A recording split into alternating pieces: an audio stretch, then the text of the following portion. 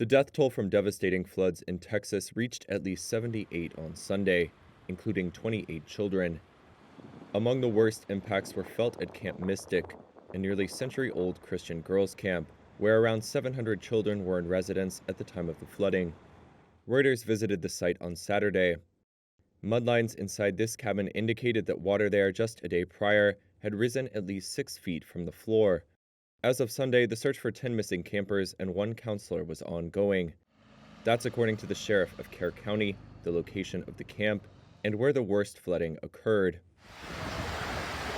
The inundation came when the nearby Guadalupe River broke its banks after torrential rain fell in the central Texas area on Friday.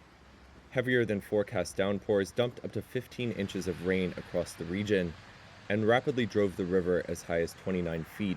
Officials said on Saturday that more than 850 people had been rescued, including some clinging to trees. Hundreds of volunteers flocked to Central Texas on Sunday to help with the search and rescue effort. Seeing all the devastation and the trees and the clothing, the random bits of flotsam floating around the river really hits home, how many people are affected by this, the depth of the tragedy and destruction that we're all going through right now. So that gives quite a somber feeling to just be out here seeing it in person rather than just on the news. Homeland Security Secretary Kristi Noem said a moderate flood watch issued on Thursday by the National Weather Service had not accurately predicted the extreme rainfall. She said the Trump administration was working to upgrade the system. Trump's administration has overseen thousands of job cuts from the National Weather Service's parent agency, the National Oceanic and Atmospheric Administration. Former NOAA Director Rick Spinrad said he did not know if these staff cuts factored into the lack of advance warning, but he said they would inevitably degrade the agency's ability to deliver accurate and timely forecasts.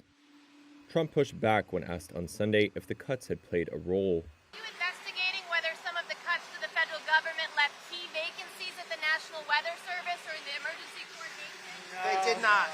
They did. I'll tell you, if you look at that what a situation that all is, and that was really the Biden setup. That was not our setup, but I wouldn't blame Biden for it either. I would just say this is a 100-year catastrophe, and it's just so horrible to watch.